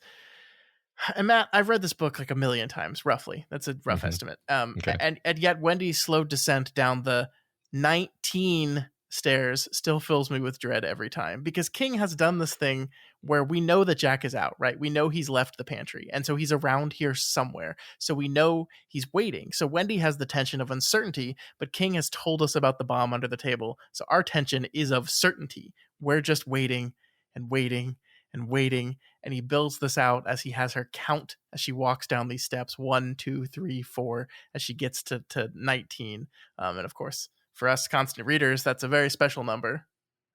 Yeah, I always get really excited when there's a prominent 19 before the big event in King's life that made 19 actually really important, because makes it seem even more like fate. Mhm. Because like he didn't know about 19. Yeah, he Why just is it picked in a here? number. He What's it just picked doing a number, here? man. It's just Ka. That's weird though. Anyway, yeah, it's very tense. It's Ka. Just don't It, question it, it. It's it just Ka. really is. Yeah. And Yeah. then suddenly, Matt, the clock begins to strike the hour, but it counts past the hour. And this is another moment of really great writing where she's like, it's like 8, 9, 9, 10, 11, and then right as it's approaching 11, she realizes what's happening. It hits midnight, and then they shout unmask. And then I love that. I love the writing here so much. Unmask, the cry echoed. Unmask, unmask. Then they faded as if down a long corridor of time, leaving her alone again. No, not alone. She turned and he was coming for her. It was Jack, and yet not Jack. His eyes were lit with a vacant, murderous glow. His familiar mouth now wore a quivering, joyless grin. I love that. Yeah. I love the idea that the first, like before it even says it's Jack, she turned and he was coming for her. Mm-hmm. It's great. It's so good. It's so good. The quivering, joyless grin. It's so Yeah. evocative. Yeah. So Jack attacks, getting a few good hits in, breaking some ribs, hurting Wendy's leg, but fails to land a decisive killing blow. Wendy, for her part, manages to knock Jack down the stairs a bit, and while he's struggling to get back up and get his mallet, she grabs the knife and absolutely buries it into his lower back. There's some real violence here, Matt. Yeah, this sucks. I mean, it's really upsetting actually. Again, because my recollection of how this bit goes is primarily from the Kubrick film, where Mm-hmm. Jack never actually lays a finger on her in the film, which is really Mm-hmm. an interesting, different choice to go with. This is very rough. I mean, the description of the blows that she takes is so. It's how to say this right, like sometimes you read about an injury in fiction and it has like no effect because you're like, I don't think that's really how that would be. or it's like, I've never been stabbed, so I can't really simulate being stabbed, but I've been hit pretty hard and I've like barked my shin hard enough to draw blood. I've damaged my body in various ways, and being hit really hard with a mallet and like having your shin like smash with a mallet, it's and then that coupled with the description of it, the extremely accurate, vivid language King uses, it's like I was like clenched up during this scene because I'm like imagining very vividly all these injuries she's getting, and it's Mm-hmm. not easy. It's not easy to do that to your reader. Yeah, yeah. And also I love when, when a movie or a book gets me to a position of, if someone were to do that to me, probably just wouldn't get back up. I think you hit me really hard with a mallet into my ribs so hard that they break. Probably Mhm. just gonna lie there. I'm probably Yeah. just like, yep, I'm good. It's Uh-huh. good fight. You win. Uh-huh. Yeah, that hurts really bad. Yeah. Uh-huh. Yeah, my dad has broken ribs before. I've fortunately never broken ribs, but my dad, when he was younger, like slipped on some ice and landed on his side and just broke 2 ribs, Yeah. and described it as one of the most painful experiences Yeah. he's ever gone through. I've popped ribs a couple different times, which is not quite the same as How? breaking them, but it's incredibly painful, and the bone's not even broken. So I can only imagine what it would be like if it was broken. Yeah. Ugh, ugh. I love the writing when Jack gets stabbed, though, Matt. This is, I think, really ties into your possession theory too, right? That he is actually physically possessed, because when he's stabbed, this happens. He stiffened beneath her and then shrieked. She thought she had never heard such an awful sound in her whole life. It was just as if the very boards and windows and doors of the hotel had screamed. It seemed to go on and on while he remained bored stiff beneath her weight. They were like parlor charade of her horse and rider, except that the back of his red and black checkered flannel shirt was growing darker, sodden with spreading blood. Like this idea that he shrieks and the Yeah. hotel itself almost screams. It's really good. Yes, I'm glad you noticed that, so I didn't have to be the one to say it. But yeah, it's like the hotel is sort of inhabiting him a bit. Yeah, Mm-hmm. for sure. Mm-hmm. So Wendy, hurt and unable to walk fully, starts to crawl back up the stairs she just came down, back up to Danny and to safety. I think there is this really interesting thing though, where she's like desperately crawling up the stairs and like telling herself, just get to the room, get behind the locked door. And then like you remember perhaps in the back of your mind, the thing she said a few chapters earlier that was, Jack has the master key. And also he could just break down the door easily if he wanted to, you know? Yeah. So Good maybe you point. don't fully consciously remember that in the moment, but like it's there floating in the back of your head. Yeah, the idea that this is not really over, although he is stabbed. Yeah, definitely. Yeah. And as she gets halfway up, she hears Jack behind her say thickly, "You bitch, you killed me." Terror as black as midnight swept through her. She looked over her shoulder and saw Jack getting slowly to his feet. His back was bowed over, and she could see the handle of the kitchen knife sticking out of it. His eyes seemed to have contracted, almost to have lost themselves in the pale, sagging folds of the skin around them. He was grasping the Roque mallet loosely in his left hand. The end of it was bloody. A scrap of her pink terry cloth rope stuck almost in the center. So he hit her so hard with a blunt object that it ripped a piece of her robe off with it. It hurts. Yeah. Why are details like that so effective? It's because they're so specific. Yeah, it's exactly. It's the specificity of it. It really is. It's great. But I also love, once again, we're getting reinforced that not only is Jack like doesn't quite look like himself, but as we move on, he's losing himself a little bit. Like the description here is almost not of a human being. His eyes seem to have contracted, almost lost themselves in the pale, sagging folds of the skin around them. Mm-hmm. Like that's almost inhuman. Yeah, it's interesting because the text doesn't call it out as like he was transforming into an orc, but it gestures at like he's beginning to look weird. He's beginning to not look like himself, and physically transform a bit. Yeah. Yep. All right, so that's the end of that chapter. Don't worry, everything will be fine there. Let's move back over to Dick Halloran with chapter 51. Halloran arrives. I love the confidence and the kind of the rejoicing that comes with that chapter title. Of course, we'll see. Not quite as positive as we wanted it to be. Because we see here at the beginning of this chapter, with the help of his shining friend Howard, Dick manages to rent a snowmobile from Larry Durkin, who also gives Dick the coat off his back to help protect him as he makes his way up. His coat is not heavy enough to be riding on the back of a snowmobile in the middle of a blizzard, so Larry gives him his coat. And once again, we talked about the gloves in a couple chapters ago. Once again, we have this idea of people giving Dick things to help him along his way. This idea of just the simple good nature of people helping out a person in need is what's pulling him towards the Overlook. And it is a stark difference to what his journey was like before these moments. Yeah, I like how you pointed out that the guy literally gave him the coat off his back, despite him being kind of prickly at first. Like the way the guy reacts when he first sees Halloran, you're almost like, oh, yet another obstacle. But then he sees the gloves, and then he kind of totally changes his attitude and becomes super helpful.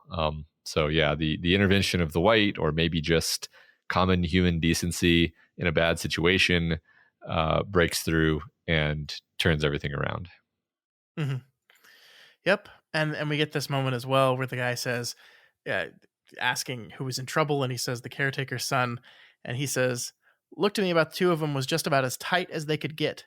That's one little boy that loves his daddy. Hope he's all right." Which is, of course, the most wonderfully ironic bit here. Yeah. And also, I mean, I think at this point it can be valuable from a storytelling point of view to remind us how sad it is, because you start to forget who Jack is anymore.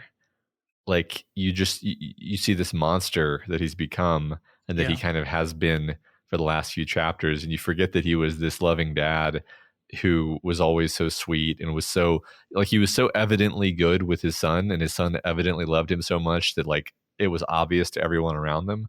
And then you're kind of reminded, like, oh yeah, that was the way it was, and that just makes it even sadder and more painful.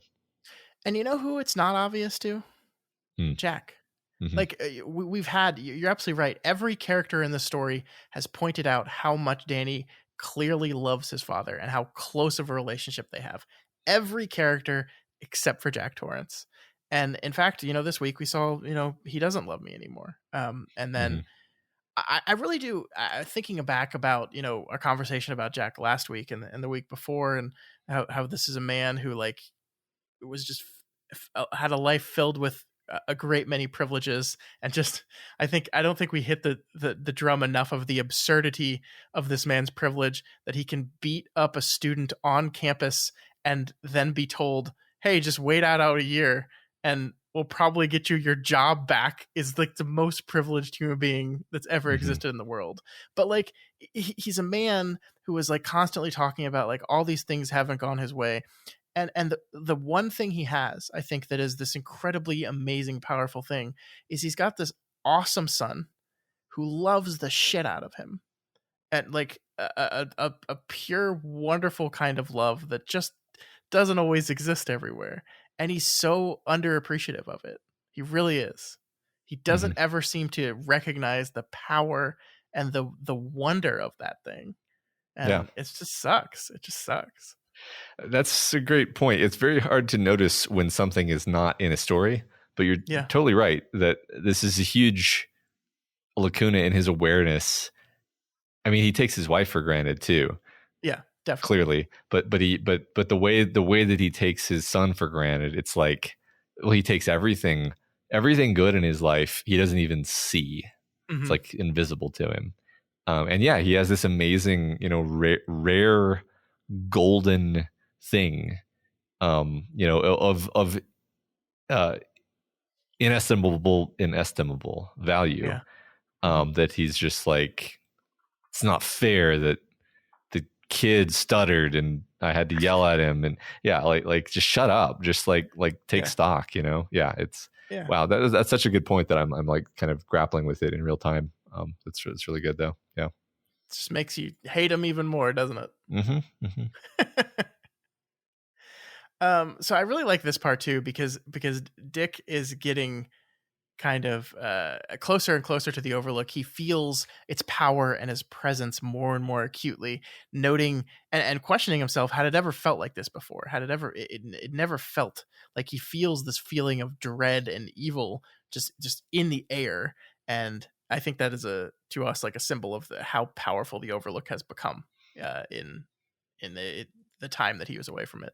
Yeah, yeah, I like the idea that it's much stronger now than it was, and you know, I don't remember exactly what Halloran says, but it's this notion that like the hotel wasn't even really sentient before Danny was there, and like it only really kind of woke up when Danny arrived, and before that it was just kind of this undirected murmuring of ill will. But now it's actually like this mind with intent behind it. Yeah, Maybe it's not Halloran that thinks that, but I know that that's in the text somewhere. yeah, no, I, certainly. yeah. I think it is interesting. Like Halloran obviously does not have even a bit of the shining that Danny has, right? Mhm. But like it was not able to use him or leech any of his power to do anything, it seems. Like it just is that just an idea of how fucking powerful Danny Torrance is? I think so. I mean, you could argue that it used his power to just show him scary things and scare and spook him, right? Sure. But like Danny's is powerful enough that it can show other people spooky things, and Hmm. it can Hmm. it can manifest those things and so forth. I mean, yeah, that is literally how I interpret that. Yeah. Okay. So I like this little bit too. Dick is thinking to himself, and it says, more and more he got the image of a badly hurt woman in a bathroom holding up her hands uselessly to ward off a blow. And he felt more and more that the woman must be, and then he's interrupted, but obviously Wendy, right? And this is really interesting because this is obviously a part that hasn't actually happened in the book yet. We haven't gotten to Wendy in the bathroom warding off blows. We can guess at this point that we're going to, but we're not there yet. And so again, we've done the King thing of, we're going to tell you how this is going to go, actually. Yeah, exactly. Love it. All right. So finally, Dick spots the Overlook, and he's made it, Matt. After all this chapters and chapters of travel, he's made it. And he runs directly into a fucking hedge lion that is guarding the road. Dick tries to will the lion away, but he's been away from the Overlook too long and doesn't realize that doesn't work anymore, that they're not pictures in a book anymore. And as our chapter ends, the lion begins ripping away at Dick. And that's the way we end this week's reading. Don't remember this from Kubrick's film. No, you don't remember the hedge lion ripping apart. It's interesting. I mean, once again, I think it's kind of fun how there's no hedge animals at all. What there is a hedge maze, which serves very similar functions in the story, right? So it's kind of cool how, despite the fact that it's like, you know, popular to give the movie shit for taking liberties, it's cool how it kind of takes certain things and it does preserve them, but it twists them, like the all work and no play makes Jack a dull boy, or the hedge maze. These are things that are they're versions of things that were in the book that are just made to work filmically better. So yeah, I mean, I think this is just a result of practical movie making, right? Where hey, they looked at this and said, "There's no way we could do a fucking hedge animal that wouldn't look like absolute shit." A warning that was not taken in the 1990s TV version of this, in which the hedge animals look like absolute shit. But don't you wish that Kubrick had tried? No, I don't. Okay, fair enough. So that's how it ends, Matt. We have just to remind you of how everything's going. Wendy is crawling up the stairs as Jack chases after her with the mallet. Dick Halloran, the only hope they have, is currently being ripped apart by some leaves shaped like a lion, and Danny is innocently asleep in his bed. Everything's going great. Yep. Good stopping point. It's great. I'm sorry. You can go right now and finish the book. Okay, bye. Well, not right now, because we have a little bit more work to do. Fine. But that is where we end for the week. And yeah, as we said, next week we're going to finish the story. So chapter 52 until the end will be what we're covering next week. We're here, Matt. We're here. All right. Sounds good. All right, let's get to the discussion question. This was a good question that we came up with, Matt. It was also one in which it inspired our listeners, our wonderful listeners, to write a lot, a whole lot. Novellas. There were a lot of answers, and they were very long and detailed. I believe we let the algorithm do its thing, and I think you tried to summarize some of them a little bit, right? Actually, no. These are all the full-length ones, and maybe the algorithm just randomly gave us a modest slate here, because some of the answers were a lot longer than the ones we ended up with. You're not doing well at convincing people that the algorithm is real. Look, the algorithm just randomly happens to end with a result that I find convenient every time. I don't see the problem. God damn it. But it's true though. I'm not joking. God damn it. Okay. But yeah, so I appreciate everybody's answers. You know, it might be smart for us, Scott, to put some kind of word limit on answers, just so that we can make this part of things easier on ourselves. Like we've had this conversation both on the podcast and off the podcast like 16 times over the last 3 years, and it's never actually happened. But yeah, sure, we'll do that. Yeah, good idea, Scott. Okay. All right. Well, anyway, the discussion question from last week was, as we previously mentioned, does Jack fall off the wagon without direct intervention from the Overlook? Why or why not? And first we have from Squatch42.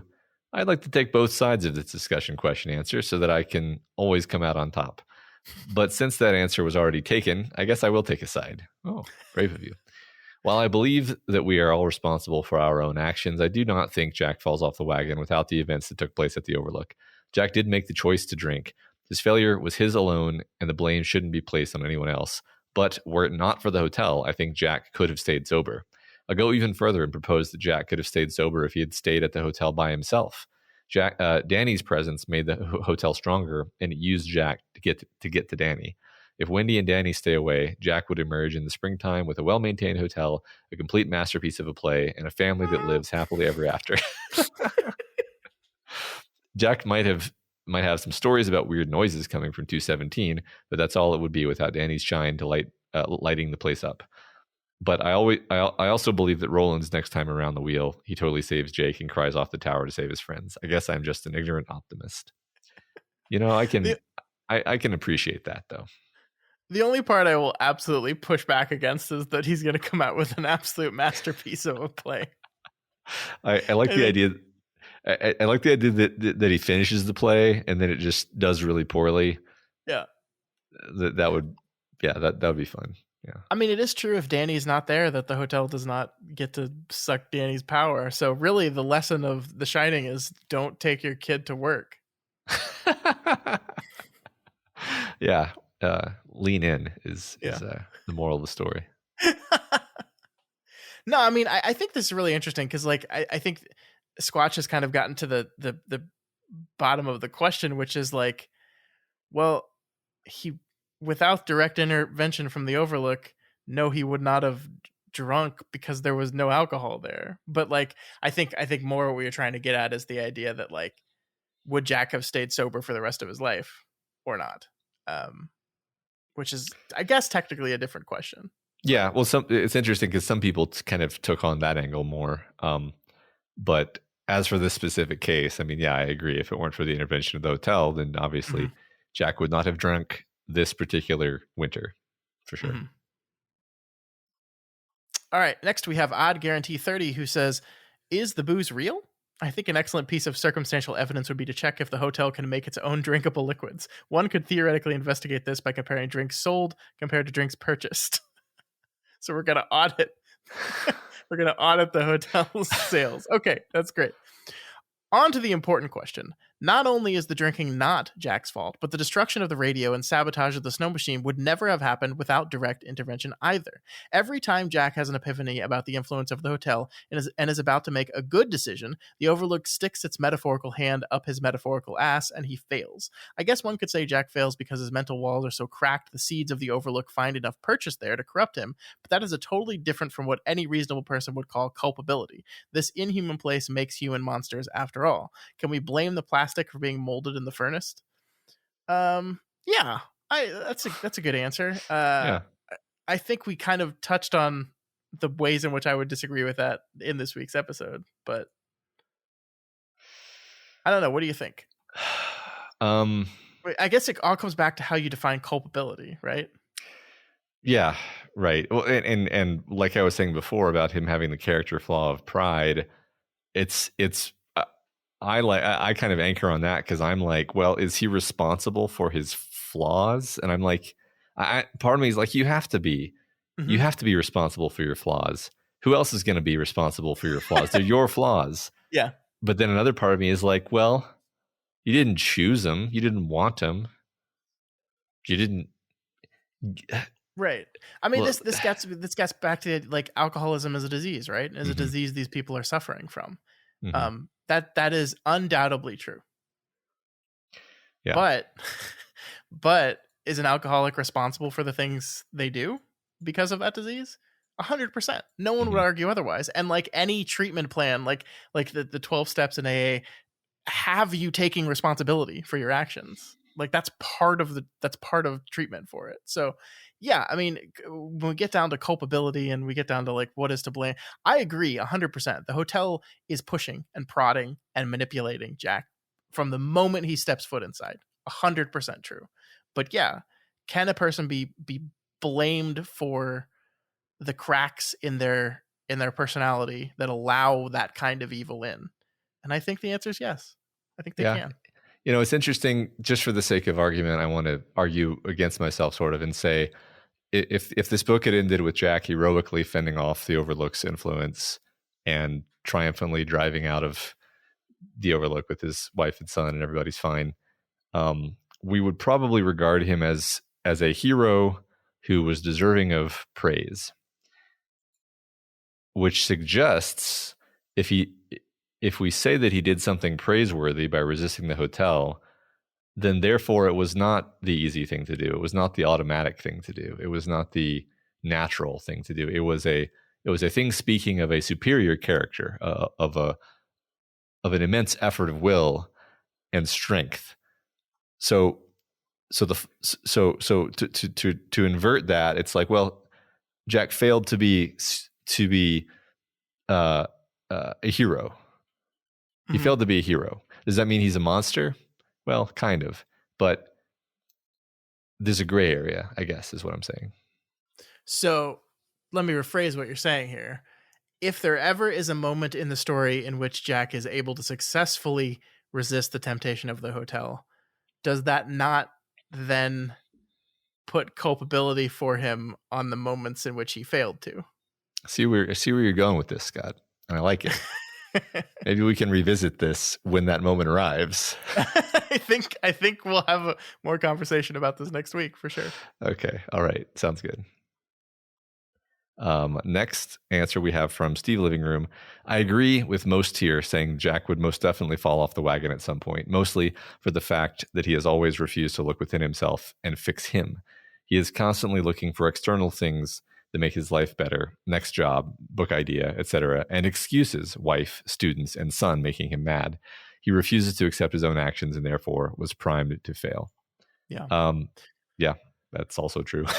I agree with that. I don't know if it would have happened quite as quickly. I think, I think a fun thing to think about is what Jack's life would have been like if he had just stayed away from the hotel, right? Like if he had never gotten this job, if he had taken some menial job, like I agree he would have fallen off the wagon at some point. How long would it have taken? What would have had to have happened? I do think it is inevitable because I don't think he's treated the actual problem, but would it have happened quite as soon? I don't know. You could phrase it as it's inevitable unless he treats the actual problem. Maybe a year after leaving the Overlook, he has a epiphany and begins working on himself. Maybe. Yeah, we will never know. Never know. King Moko says, does Jack fall off the wagon without the influence of the hotel? Maybe. The way I thought about it, I would put 60% of the blame on the hotel, 40% on Jack. I love math. Here we go. I want to start my explanation by saying I've read this book several times before, and never until now have I realized what an asshole Jack is. I do still think you guys are a bit too hard on him, though. Jack was doing the right thing, trying to get a job where he could focus on his writing, where there was no booze, and he could really get his shit together. He was not looking for a haunted hotel to push him off the edge. Yes, he is an awful person, has done terrible things, but he is trying. He has anger issues, and he is too proud, drawing some energy from Danny. The hotel is able to push all the right buttons using his weaknesses, feeding off his anger, etc. If it was any normal hotel, they would have been fine. After a winter season at a secluded hotel, working on his play, sitting alone with his thoughts, maybe even enough to get some inner growth out of the experience, Jack may have been doing much better and have been more solidly on the wagon. I know it sounds kind of optimistic, but maybe. I do still have a soft spot for Jack, even after realizing what a terrible person he is. Yeah, I do too. I mean, I think we are hard on him, but I think the book is inviting us to be hard on him a little bit. I think it's the tragedy of it is that he was legitimately trying. Like he went through this experience, he ran over the bike. That was a shocking experience for him.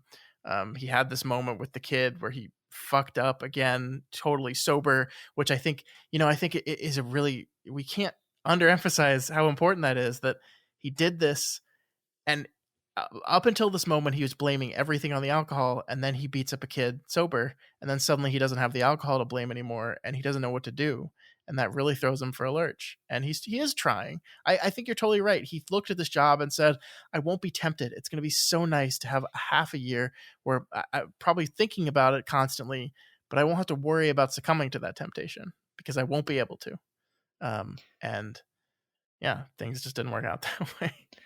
Yeah, I mean, I like this. I like the 60-40 split. I like the idea of what you just said. He's trying. He was actually trying. Yeah. And as for us being too hard on him, I mean, it's a Matt Scott podcast. What do you expect? We are always incredibly mean to all of the characters because we love them. Yeah, and we want to see there are children, and we want to see them succeed. Yeah. They must be better than this. Yeah. All right. Drunk Phoenix 26 says, in Doctor Sleep, Danny is talking to another character and characterizes Jack as white knuckling his sobriety. I think this is very insightful and true. Jack was always going to fall off the wagon. He stopped the physical action of drinking alcohol, but nothing else. It was inevitable that something was inevitably going to push him back toward the bottle. In this case, the hotel provided the nudge. If the hotel hadn't happened, he would have either lost his temper, another George Hatfield incident, or felt somehow victimized by outside circumstances, never his own fault, and would have ended up drinking again. I mean, that's the thing is I could totally buy this answer just as well as I could buy the idea that he's really trying and he was going to turn, Yeah. a new leaf, because he definitely still has this streak of violence. And the it's I forgot until this answer here that this refrain of "lost your temper" that used to kind of pervade the book has kind of subsided. Yeah. But that was always a thing with him, is just this temper that he had. Yep.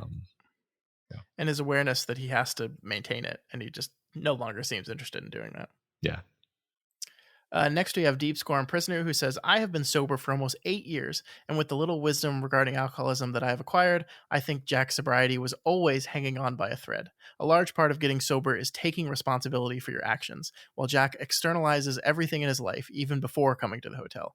Whenever something goes wrong, it isn't his fault. He's on the constant lookout for any self-justification he can use. He was always going to find an excuse to drink. If it wasn't the hotel, it would have been an argument with Wendy, or another lost job, or critical reception for his play. His sobriety was always going to fail, and it was never going to be his fault. The hotel was just the excuse and the opportunity.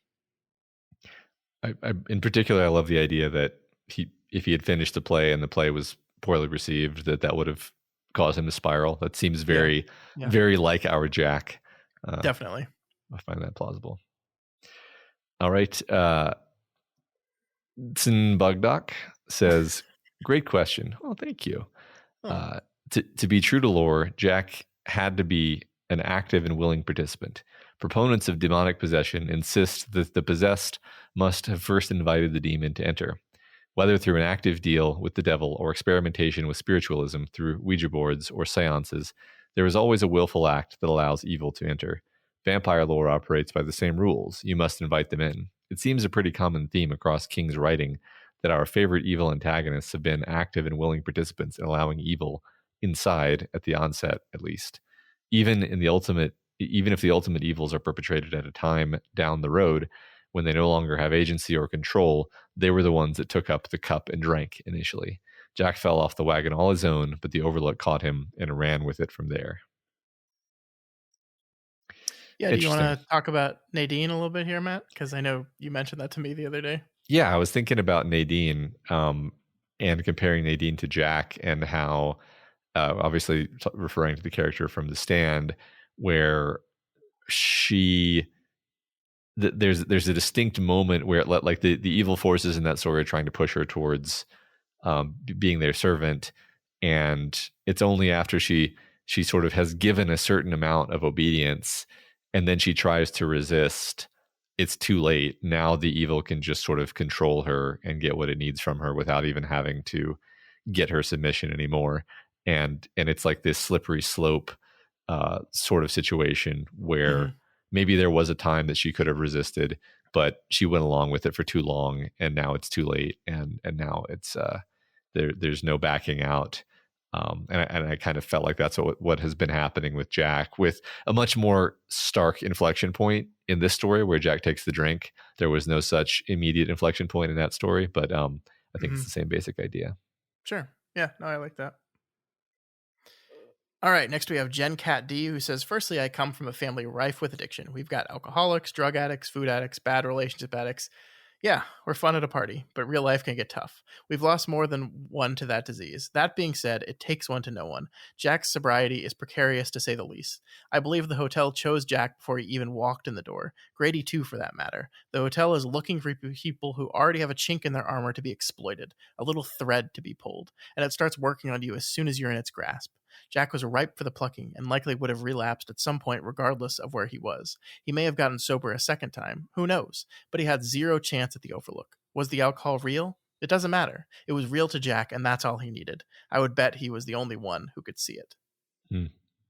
I do think it's really interesting. We have, a fair amount of listeners that have some experience with addiction, especially alcohol addiction, either directly or through family members, and they all kind of agree with each other with the sentiment that Jack's sobriety was not going to make it.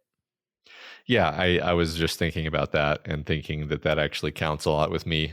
If I'm keeping a mental ledger of how I think of this character, I think these answers are maybe nudging me a little bit in that direction. Yeah. Cool. Hobo Demon says, I'm playing my reverse death of the author card and saying that there is no fault involved because all the text is the product of the will and whimsy of Stephen King as he aligns the fates to serve the beam.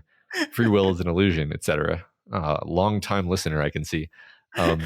Except Ka is a wind blowing the characters, not an overwhelming, unweatherable fate. So the thing I just said is just the rationalization of a true addict and willing to accept that they have agency over their life. It would seem that the blameworthiness of Jack is inversely proportional to his willingness to accept blameworthiness. A paradox. It's almost like ethics are things we made up to try and feel better. This is my favorite answer of all time. I love it. That was a fucking roller coaster. That was great. I loved it. Yeah, no, that was. I love that sentence. The blameworthiness of Jack is inversely proportional to his willingness to accept blameworthiness. Yeah, I think that's true. Yeah. I mean, that's the problem with pride as a specific flaw is like the resistance to accepting that you have any flaws. Mm-hmm. Yeah, That's I like great. it. Cool. All right, last but not least, we have Stephen Flagg 78, who says, as a recovering alcoholic, I will have to take the stance that Jack is 100% to blame for his relapse, regardless of whether the alcohol was real or imagined. Ultimately, once a person is past the physical addiction, the choice to pick up a drink is theirs alone. Anything outside of this is just an excuse for doing what they wanted to do anyway. Jack may have drank before he would have due to being in the hotel, but eventually he would have picked up and ruined all. P.S. I believe Cy King now would agree, although perhaps back then he wouldn't have. That's an interesting wrinkle on the answer that I think we're definitely going to have to revisit. I think the overview episode would be a good place to eventually tackle that. The idea that Stephen King wrote this when he was very young had not come to the realization that he was suffering from his own addiction yet, or at least not consciously come to that realization. And what a sober for, 30 plus years Stephen King would think about how he depicted this kind of addiction suffering. I think is worth having a conversation about, at least. Yeah, I agree. Yeah. Awesome. So I'll write that down and we will revisit that at the end of the book. Sounds good. Great. Well, thank you everyone for sending those in. Like we said, we got a ton of answers to this one, which is always a sign that we asked a good question. And I love to see all y'all's opinions on this. It was really cool. Yeah, really good answers. Mm-hmm. Matt, what is next week's question? What's your favorite instance of the whole plot hinging on a small moment of kindness? Now, we might be exaggerating how much giving Dick Halloran gloves is driving the entire plot, but who cares? Yeah. And also, for the sake of answering your question, it doesn't have to be literally the whole plot hinging on literally a tiny act of kindness, but something in the vicinity of a story that has that vibe to it. Yeah. Use just a random guy giving Dick gloves or a jacket as kind of your parameter definition of what you pull here. Yes. Perfect. All right. That is it for us this week. As we said, next week we are finishing up The Shining with chapters 52 through the I don't have my schedule up. 52 through the end of them. Yeah, the rest of them. Yeah, there you go. Remember you can reach us via email at kingslingerspod@gmail.com, over on Twitter at kingslingerspod, and of course over on the subreddit at r/doofmedia, where the majority of people give their discussion question answers. Yeah, we do get a few through email, and those, by the way, for those asking, are plugged into the algorithm. Don't worry. If you're emailing us, we do that. There's just relatively few of them, so yes. Yeah. But yeah, most people are chatting over on Reddit, which is any way you want, whatever you're most comfortable with to reach out to us. That's fine with us. Mm-hmm. If you are not already subscribed to Kingslingers, now is the time. We are wrapping up The Shining in just a couple weeks and moving on to Night Shift, the short story collection, which I'm very excited about. So you're going to want to make sure you don't miss that. So subscribe now, and then you'll be notified the millisecond an episode is dropped. That's right. And if you like Kingslingers and you want to support us, then please consider donating to our Patreon account at patreon.com/doofmedia. Special thanks this week to new patrons, Kane 3 Wolf, Tom M, and Walter W. Welcome. We hope you enjoy our Lawnmower Man discussion. Just the best discussion. Yes. It really was. If you cannot afford to donate, that is absolutely okay. You can help us out by continuing to share this podcast, and also by leaving us a rating and a review. This week's Spotlight review comes from AngelFace9, who gives us 5 stars and says, favorite podcast of all time. Came for the Dark Tower analysis, stayed for the King catalog favorites. Let's be honest, these guys could read and analyze the phone book, and I would listen to it. They are so entertaining, so great together, and I am so excited they decided to palaver on. Long days and pleasant nights, indeed. Oh, that was lovely. Yeah, thank you. And, this actually good is news. A good time for us to announce that moving on to the phone chronicles. Here's the thing, though. Mm-hmm. I don't know if phone books exist anymore. Do they? Do people still get phone books? I would guess maybe for like downtown areas, it would make sense. Do phone books still exist? Like, I would bet that relatively few people in my neighborhood even have a landline. So what would you put a cell phone number in a phone book? I don't know. I think it would mostly just be the yellow pages, right? Yeah. It's kind of weird that phone books ever existed if you think about it. Because I don't want people knowing my phone number. Yeah, you can just look you up and there's your phone number. And sometimes your address. Remember how the Terminator found Sarah Connor? There's your address in a book? It was a different time, man. Yeah. Wow. I don't know how we got on this tangent, but I love it. Google says that no, they don't exist anymore. Oh. The white pages are gone, at least, which are the personal ones. There you have it, folks. We live in a much more boring time where the Terminator can't find you. What do the people that rip phone books in half to show their strength do now? That probably there's no phone books to rip in half. Ripley's Believe It or Not, I'm going to guess. Those are really thick, if I recall. Sure. Just rip Stephen King books in half. No, don't do that. No. That'd be bad. All right. Thank you so much, Angel Face, for that wonderful review and getting us on this phone book tangent. We appreciate that. And thank you to everyone who keeps those reviews coming. We love them. Please keep them up. They're great to read, and they really make me feel good about myself. And I feel pretty good about Matt too. Yeah. All right, folks. We'll see you next week for the completion of The Shining. Long days and pleasant nights. And may you have twice the number.